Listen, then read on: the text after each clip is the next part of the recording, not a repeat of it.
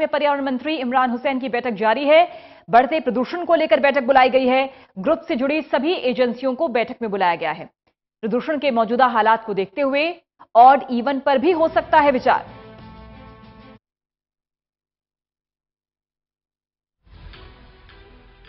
Pollution की चपेट में है दिल्ली। PM10 और PM2.5 का स्तर बेहद खतरनाक है। ऐसे में प्रदूषण से किस तरह से निपटा जाए, इसको लेकर बैठक हो रही है। प्रदूषण के मौजूदा हालात को लेकर सरकार कोई बड़ा कदम भी उठा सकती है। ऑड इवन पर विचार किया जा रहा है। बढ़ते प्रदूषण को लेकर यह बैठक, इससे संबंधित सभी एजेंसियों को इस बैठक में बुलाया गया। प्रदूषण के मौजूदा हालात को लेकर सरकार के लिए भी चिंता है। प्रदूषण का स्तर बेहद खतरनाक, हवा बेहद जहरीली है।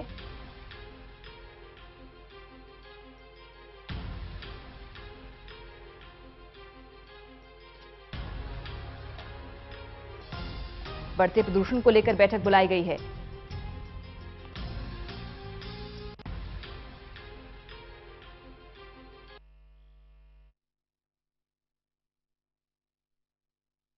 संबंधित अधिकारी इस बैठक में मौजूद हैं।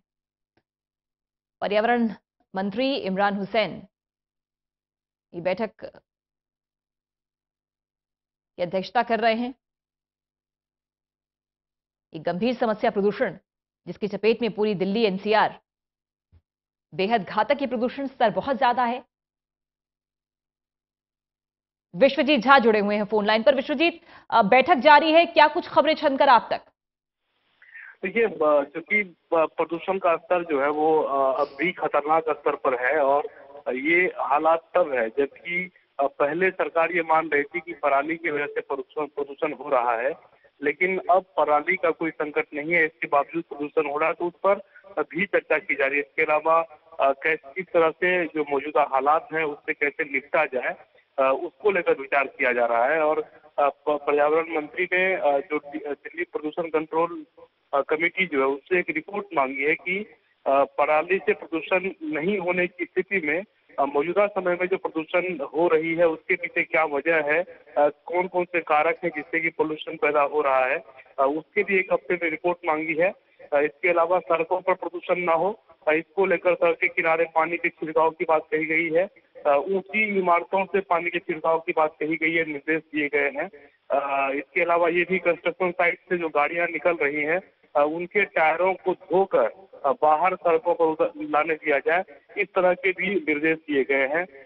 और एक बड़ा जो निर्देश दिया गया है वो परिवहन विभाग को, वो ये कि सड़क पर ट्रैफिक जाम जहां जहां इंक्रोचमेंट की वजह से हो रहा है उन सड़कों से इंक्रोचमेंट हटाए जाए। तो इस तरह के तमाम निर्देश जो है अलग अलग विभागों को दिए गए हैं। हालांकि मीटिंग अभी चल ही रही है और सभी अलग अलग विभाग जो है उनसे रिपोर्ट भी लिया जा रहा है कि उन्होंने अब तक क्या किया है और मौजूदा समय में उनके सामने क्या कुछ काम, क्या चुनौतियां हैं और किस तरह से वो उसको टैकल कर रहे हैं, क्या रणनीति, किस रणनीति पे काम कर रहे हैं। तो इस तरह की चीजें हो रही हैं। अभी हालांकि मीटिंग जारी है। मीटिंग के बाद माना जा रहा है कि इस बात से खुलासा करेंगे मंत्री की क्या कुछ निर्देश बाकी विभागों को दिए गए हैं ताकि प्रदूषण से निपटने का कोई ठोस तरीका जो है अपनाया जा सके, क्योंकि चुनौती बहुत बड़ी है। विश्वजीत जी बिल्कुल, चुनौती काफी बड़ी है और हर किसी के लिए है। जो दिल्ली में रह रहे हैं, NCR में रह रहे हैं, वो सभी इस प्रदूषण से जूझ रहे हैं। भले ही कोई अपने आप को ये मान रहा हो कि वो स्वस्थ हैं, हिस्ट पुष्ट हैं, चंगे हैं, लेकिन जो जानकार हैं वो बता रहे हैं कि सभी उस प्रदूषण की चपेट में हैं और कभी भी वो बड़ी बीमारी के शिकार बन सकते हैं अगर प्रदूषण का असर यूं ही बना रहा। तो ये कहीं न कहीं जनता के साथ साथ सरकार के लिए चुनौती है कि वो जल्द से जल्द जनता को इससे राहत दिलाए। और खासतौर से सर्दियों में जब प्रदूषण का असर काफी ज्यादा हो जाता है तो उस वक्त ही सरकार लगातार बैठकें भी करती है। तो उस वक्त किस तरह के तत्कालिक उपाय किए जाए और अभी जो हालात हैं उस पर कैसे उपाय हो और आने वाले दिनों में भी अगर प्रदूषण बढ़ता है तो क्या उपाय किए जाए, इसको लेकर बैठक में चर्चा की जा रही है। ऑड इवन क्या वापस लाया जा सकता है विश्वजीत? भी हालांकि इस पर कोई बात सुनकर बाहर नहीं आई है, लेकिन एक बार बैठक खत्म होगी और इस पर विचार निश्चित रूप से, जैसा कि कल मुख्यमंत्री ने भी तो इशारा किया था कि अगर जरूरत पड़ी और जो आबो हवा लगातार बिगड़ती रही तो फिर कोई भी जो भी निर्देश दिया जाएगा उसके लिए सरकार तैयार है।